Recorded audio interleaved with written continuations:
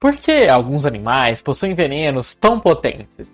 O que levou uma serpente a ter um veneno capaz de matar até 250 mil ratos?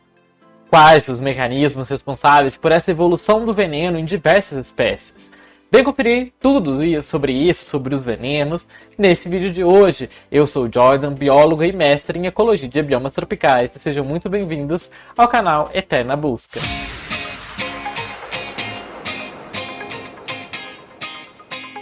Uma única mordida de uma taipã do interior contém veneno suficiente para matar 250 mil ratos. E não apenas as cobras que detêm todo esse tipo de poder no seu veneno. Uma gota de veneno do Conus marmoreus pode matar até 20 humanos. Uma picada de água-viva pode causar parada cardíaca e morte em questão de minutos. E isso tudo levanta uma questão. Por que possuir uma arma tão poderosa o suficiente para matar dezenas se você só vai usá-la em uma situação individual? E especificamente se você não tem a intenção de caçar, de comer algo tão grande quanto um ser humano. Essa ideia que nós acabamos de descrever faz parte daquele mito comum, da ideia comum, de que eles possuem alguns dos venenos mais poderosos conhecidos pelo ser humano, mas o desenvolveram para nada. Porque lhes faltam os meios para administrá-los, né? Eles não estariam atacando as pessoas. Os venenos mais poderosos simplesmente parecem não fazer nenhum sentido evolutivo sobre essa ótica. A razão para um animal possuir armas tóxicas é bastante simples. O veneno é um meio pela qual se pode subjugar a presa sem arriscar o seu próprio pescoço na luta. Além disso, ela também é uma estratégia defensiva útil para o animal. Mas o que é bastante estranho é o nível excessivo de veneno que é encontrado na natureza. Por que uma cobra possui a capacidade de matar centenas de milhares de ratos com cada mordida dela? E isso é especialmente estranho quando você considera que o veneno é uma arma cara, ou seja, difícil de produzir, gasta muita energia do animal. O veneno tende a conter misturas de toxinas baseadas em proteínas, geralmente agindo em conjunto para causar estragos nos órgãos internos do animal. Um veneno hemotóxico de cobra pode conter um componente que impede a coagulação do sangue e um outro que destrói as paredes dos vasos sanguíneos. Os resultados são bastante confusos, não é? A síntese de proteínas requer um investimento energético alto, mas isso não impediu a evolução de venenos com milhares de peptídeos e proteínas na sua composição, a um custo bastante alto para aqueles animais. E até certo ponto, os animais peçonhentos são realmente responsáveis por esses grandes custos que eles têm. É difícil testar essas coisas diretamente nos animais, mas parece que as cobras elas ajustam a quantidade de veneno que elas vão injetar dependendo do tamanho da presa que elas vão comer, justamente para não desperdiçar. Como ela tem que gastar muita energia, é muito caro e difícil de fazer um veneno, ela não vai jogar uma quantidade imensa de veneno para matar um ratico pititico. Além disso, um experimento realizado com víboras demonstrou um aumento de 11% na atividade metabólica após a extração do veneno delas, indicando uma ligação entre o esforço físico que elas fazem e a produção de veneno. Mesmo assim, a visão clássica da seleção natural veria esses traços caros sendo eliminados, a menos que eles fossem absolutamente necessários. Isso porque a seleção natural ela sempre preza por aquilo que é mais simples. O que é muito caro de ser feito geralmente é exterminado, né? Digamos assim. Acaba sendo... a seleção não seleciona coisas difíceis demais para o animal fazer. Ela sempre vai pelo mais fácil. Isso de fato aconteceu em algumas espécies. A cobra do mar de mármore, a Psurus eidoxio, ela voltou, né, a comer ovos, então ela perdeu a sua capacidade de produzir venenos, sendo que as outras cobras do mar produzem venenos bastante tóxicos. O fato é, entretanto, que existem muitos animais circulando com coquetéis de veneno caros nas suas presas, né, nos seus dentes, né, nas suas farpas que elas têm no corpo, então nos seus espinhos, que parecem ser muito mais potentes do que necessariamente eles precisariam ser. E por quê? Uma visão tradicional sustenta que o aumento da toxicidade do animal, do veneno do animal, é resultado da evolução compensando as deficiências que esse animal tem em outras áreas. Como qualquer morador do deserto vai lhe dizer, quando se trata de escorpiões, não são os grandes e assustadores que você precisa ter medo, mas as espécies pequenas, como o evocativamente chamado Deathstalker, geralmente considerado o escorpião mais perigoso do mundo, ou a morte que está te stalkeando, se podemos traduzir assim esse nome dele, né? A morte te perseguindo. Isso porque os animais menores, eles vão, no deserto, que já é difícil ter presas, eles vão ter uma dificuldade maior de conseguir a comida do que um escorpião que já é grande, que ele pode usar do seu corpo para conseguir a presa. Se ele é pequenininho, vai ser bem mais difícil de conseguir uma presa. Então, por isso, um veneno potente. Porque se ele perder uma presa ali no meio do deserto, vai ser difícil conseguir outra. As águas-vivas, elas são outro bom exemplo, diz Yehu Mohan, pesquisador da Universidade Hebraica de Jerusalém, que junto com seu colega Kartik Sunagar, realizou recentemente uma análise de como a seleção natural age sobre as toxinas de linhagens de animais peçonhentos. As águas-vivas, elas são muito frágeis, e algo tão musculoso como um peixe pode fazer com que elas se rompam por dentro quando elas vão tentar comer o peixe, porque se ele se mexe, ela vai desfazer, né? Portanto, o veneno ele tem que ser 100% eficiente e causar a morte muito rápida. Se um predador for pequeno, fraco ou lento, é vital que o seu veneno seja capaz de incapacitar a sua presa instantaneamente, para evitar que a sua presa escape ou se debata. Nesses casos, é fácil ver como que essa alta toxicidade é selecionada a fim de proteger o animal. Mas a economia também desempenha um papel importante aqui, nesse sentido de preservar, o fazer menos para fazer melhor, digamos assim. A taipã do interior, ela habita o coração árido da Austrália, onde é crucial que o veneno cause a morte certa e imediata. No deserto, cada refeição conta, então a cobra não pode permitir que nenhuma dos seus alimentos escape, porque vai saber se ela vai conseguir outra. Mesmo assim, ser capaz de matar 250 mil ratos com uma única mordida parece um pouco desnecessário. Questionado sobre o número de mortes de camundongos que pode resultar de uma única mordida da taipã, Wolfgang Wüster, um especialista em veneno de cobra da Universidade de Bangor, no Reino Unido, tem uma resposta simples. É porque elas não comem ratos de laboratório, diz ele. Observar a letalidade do veneno para esses ratos de laboratório é completamente irrelevante para o que a cobra faz na natureza. Essa questão de quantos ratos o veneno pode ser capaz de matar é chamado de teste do LD50, que mede a força do veneno de uma cobra, e para isso usa-se camundongos. Embora esses camundongos seja o principal meio de avaliar a toxicidade de um veneno, ele é falho. O modelo dos ratos permite fornecer dados padrão para uma toxicidade de um veneno. Então depende de quantos ratos ela vai ser capaz de matar a partir desses ratos de laboratório. Diz o Robert Harrison, chefe da unidade de pesquisa de venenos de Alistair Reid na Escola de Medicina Tropical de Liverpool, do Reino Unido. Mas os mamíferos nem sempre são a dieta preferida dessas serpentes, que podem matar lá os 250 mil ratos. Então, a toxicidade em um mamífero ela é simplesmente uma métrica padronizada, que provavelmente não tem relação com a toxicidade para outros tipos de animais, como anfíbios, artrópodes ou pássaros. Então, embora ela possa matar esse tanto de rato doméstico, será que ela consegue matar com tanta eficiência um escorpião, um outro rato silvestre que habita lá? A maioria dos animais peçonhentos tem como alvo uma gama específica e estreita de espécies de presa. E vai ser essas espécies que elas comem que vão moldar a evolução do seu veneno.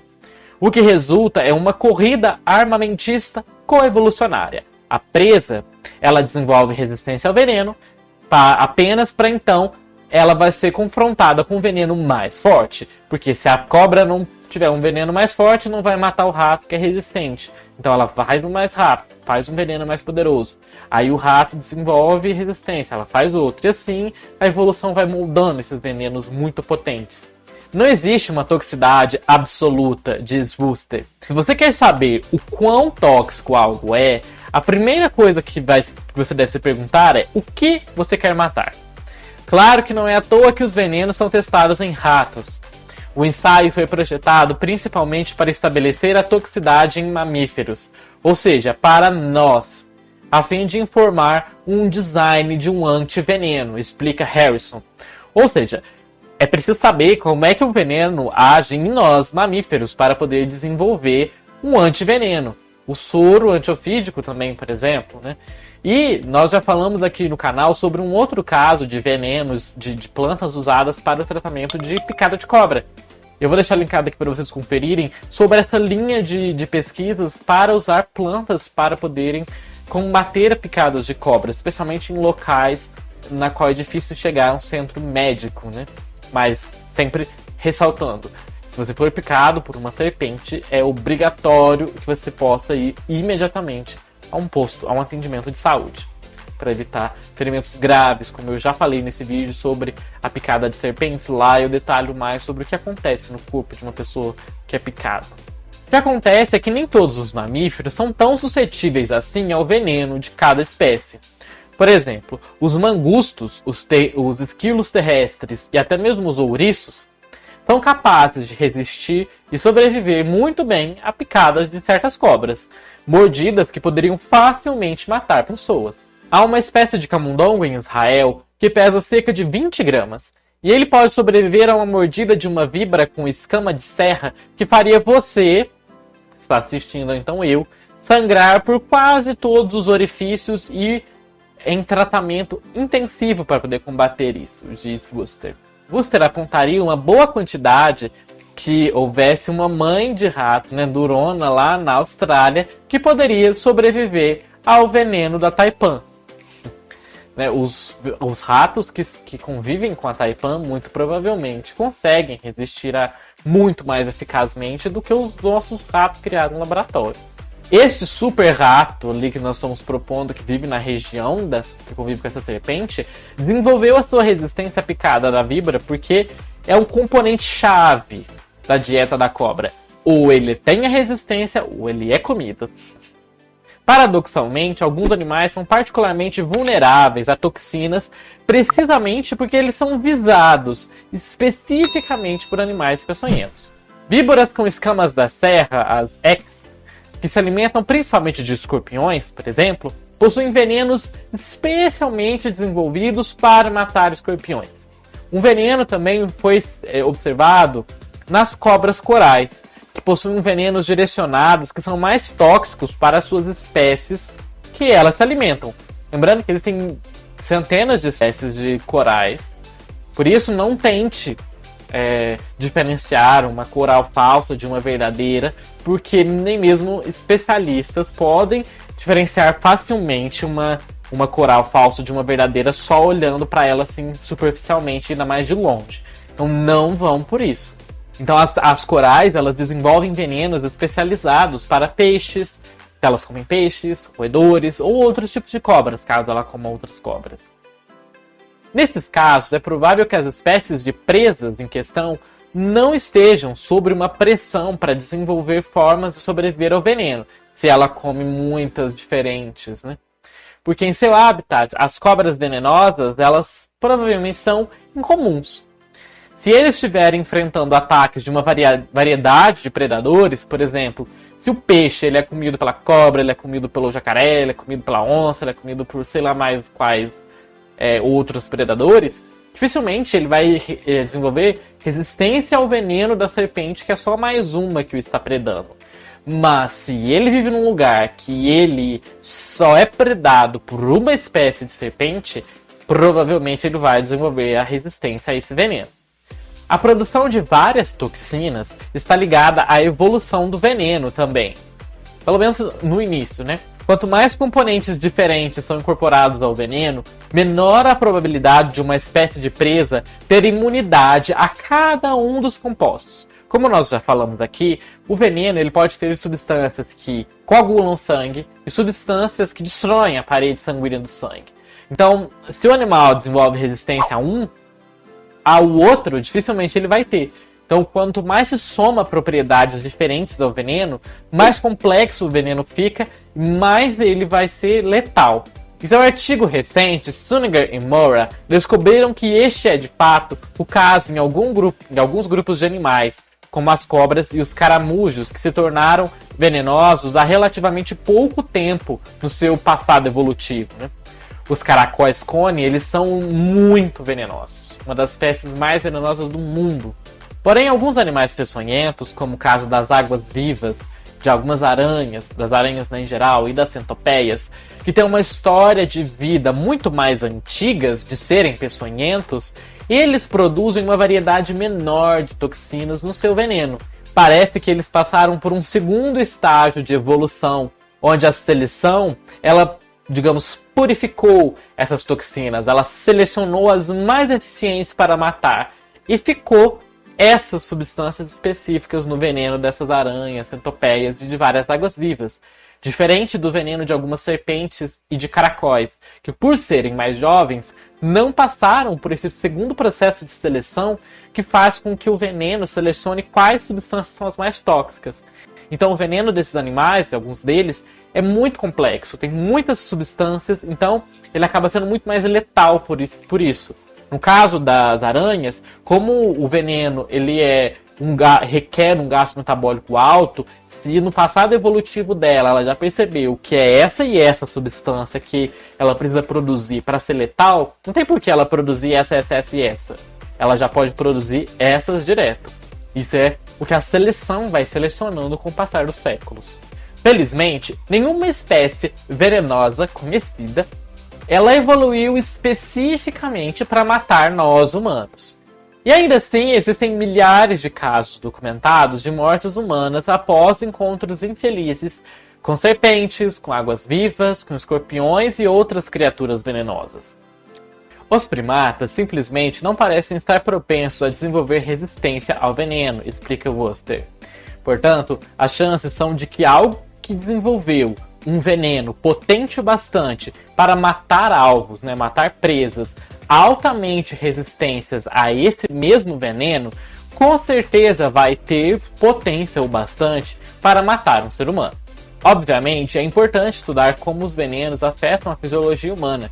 Esses estudos nos permitem desenvolver antivenenos, bem como outros tipos de medicamento, como o que acontece com o captopril, um medicamento para pressão arterial que é baseado em toxinas da jararaca. E o que vocês acharam sobre esse vídeo? Comenta aqui se vocês já imaginavam todas essas diversidades de veneno, de ações sobre ele. E sobre essa questão dos venenos, nós já falamos várias vezes aqui no canal e nós temos, né, uma série de vídeos falando sobre plantas tóxicas. Nós já temos alguns vídeos falando sobre animais também com toxinas. E é muito interessante quando nós percebemos como todas essas questões evoluíram. E se vocês gostaram desse tópico, comentem aqui, porque eu estou pensando em talvez futuramente fazer uma série de vídeos falando sobre a evolução do veneno em mais profundidade.